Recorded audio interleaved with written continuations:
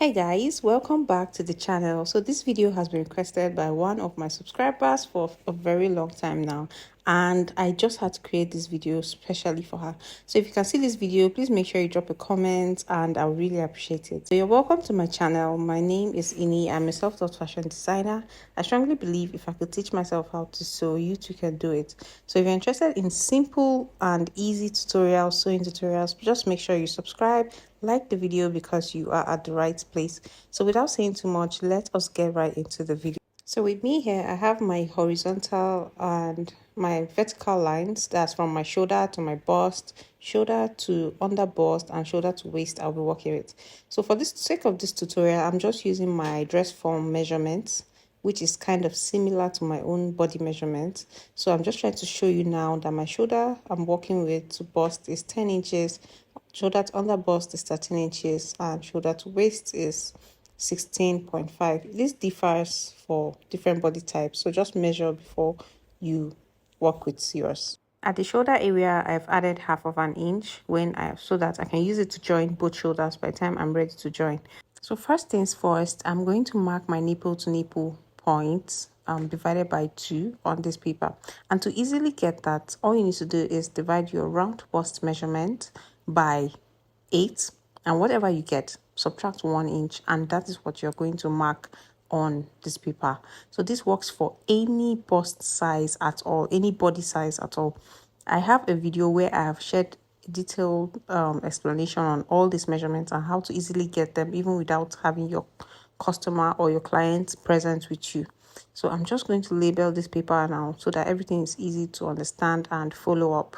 Okay, so on the right hand side, I took my dart intake of 1.5 inches, and at the bust point area, I came down by 1 inch, and I'm going to connect the lines like this. So on the side going towards the center of the dress, I'm just going to mark 0.75 inches. In case you don't know how to take this measurement for different body parts and for different body sizes, I'm going to drop a detailed video link where you can understand this better. Okay, so now the next thing I need to do is to actually find out where I want my neckline to be at. If you look at that picture or the video properly, you see that the yoke, the Queen Anne neckline gets to the chest point. So that's why I'm marking 8 inches. And now the next thing I need to do is to mark about 4.5 to 5 inches to go inward from the center of the dress.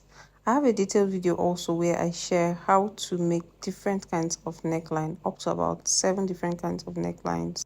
That video is going to help any beginner at all to understand different kinds of necklines. So from that point, I just simply drew a straight line, and that's going to be my yoke. That is the Queen Anne neckline formed already. So I'll just connect this line now, and the next thing I'm going to do is to extend that nipple to nipple line. Then on that line, I'm going to take my darts, because we are no longer working with the upper part of this dress. That part is going to be cut out. So on that side that goes towards the armhole, I put 1 inch there, and the other side going towards the center part, I put half of an inch, because that part is always more, because it's going to avoid gaping. You know, when you sew your dress and then it doesn't lay flat on your body, it's just giving a gap, like a space. That's what you're trying to avoid by making that part more. So I really hope you understand what I'm saying. So the next thing I'm doing is just to take my main body measurements divided by 4, the round body measurements divided by 4, after which I'm going to replace all the darts I have taken like this on this paper. Even on that chest line, I'm going to replace everything and extend the line. If you fail to do this, you see that when you're done sewing, you are going to be short of fabric. So always replace, and don't just ignore the shape you're going to get here. By the time you're done sewing and everything, you realize that everything is going to come back to shape. So I started cutting here when I realized that there's another part of this dress I forgot to show you. So this dress has a basque waistline. So because of that, I'm going to add about 4.5 inches to 5 inches. It shouldn't be more than 5 inches. I'm going to now connect it to the waistline to give that shape, that effect. Okay, so you can decide that you want it to be longer, but it shouldn't be more than 5 inches or 5.5 inches actually. After which, I'm going to draw down my dart lines to connect to it. Okay, so once this is done, when you take in darts like this, you realize that some parts are not matching up again. So you have to fold it like this from the last point. For example, now the last point here is the waist. Make sure they are matching up, and then you fold it like this, and then you draw back the line so that when you are done sewing, one part is not going to be longer than the other. Can you see? So now I'm going to adjust this, and this is going to be the new line. Take note of that new line. Even though it looks longer and not in sync with others, that is the right thing to do. When you're done joining, I'm going to show you how it's going to look like. So now I'm just going to go ahead and cut out this part, the yoke first. Then I'll use my tape to join back that place I started cutting out, because that is not where I'm supposed to cut out from now. I hope you understand. So I'm supposed to cut down now from the new waistline, which is the basque, which has the basque effect. Okay, so just follow the darts. If you've ever cut a princess dart posture or an armhole dart posture, this is not going to be new to you. So just follow these lines like the way I'm doing it right now, and you're going to get it right. So now you remember that line I told you that you have to blend. Make sure you're cutting from that point. So please, if you're still watching this video to this point, I'm just going to assume you've learned one thing or the other from this video. Just give this video a thumbs up, and I will really appreciate it. So right now, what I'm trying to do now is to extend this line so that it's easy to draft the back pattern. After which, I'm just going to cut out the remaining parts. Don't forget that the armhole line was extended because the dart was taken along. So just cut, follow the lines like this and cut out the main bodies, the side bodies of the front pattern. This yoke is going to be on its own, and it's going to be cut out to the different fabric. I'm going to show you how to do all that if you keep on watching. So I'll follow that curve. Make sure you are not getting any pointy edge. So after cutting, this is what the pieces look like. This is what we'll be using. Any other part you can see here is not useful to this pattern, and that's why it's not here. And now what I'm trying to show you is that when you join, you see that there's no part that is longer than the other. That's why I'm joining them together to show you what it will look like when you join. If you don't take that, if you don't adjust that place like I showed you, you would have one part being longer than the other. So I'm going to keep the front pattern now aside and focus on the back part of this dress. So remember, I was extending those lines. This is because I wanted it to be easy for me to draw out the lines for the back bodice. So after doing that, I'm just going to rule a start line here so that I know that this is where I'm beginning my measurements from. After which, I'll take 1 inch for the zip allowance. And I'm going to tape these papers down to make it into one piece. And I'm labeling the paper as usual so that you get to understand what I'm doing. So I'll take the same neck width I took for the front at the back. Please take note of the fact that you don't have any business with that zip allowance. You're taking that neck width measurement from that start line. And now for the depth of the neckline, I'm using only 1 inch for the back. And I'm going to connect it. After connecting it, I'll come down to the chest area and I'll go in by 3 inches. This is to get the effect that you can see on the picture. Then from this part now, from that 1 inch, I'm going to go down by 3.5 inches. It totally depends on you and how you want the back to look. After doing that, I'm just going to create a curve like this to create that opening at the back of this dress. Then I'll go ahead and take in the darts for the back. The back darts can get to the chest part because we don't have any busts behind us. So either you get it to the chest point or 1 inch under the chest line. So once all this is actually achieved, it's now time to cut out the pattern paper. So I'll go ahead now to cut out what I have done so far.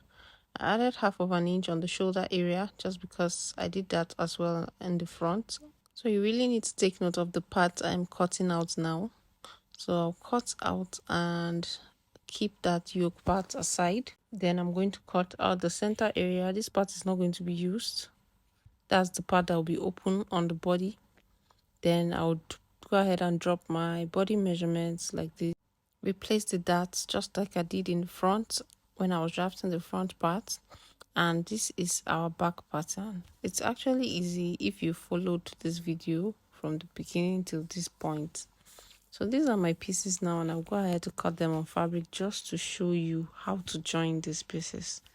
Okay, these are the pieces now, and trust me, this was not made for anybody in particular. This was just an illustration. So I'm not going to be using any lining. I'm not going to be ironing any clothes stay. So it's just an illustration. But please, when you are doing yours, make sure you are ironing your fabric, you are taking good care of it and using a lining.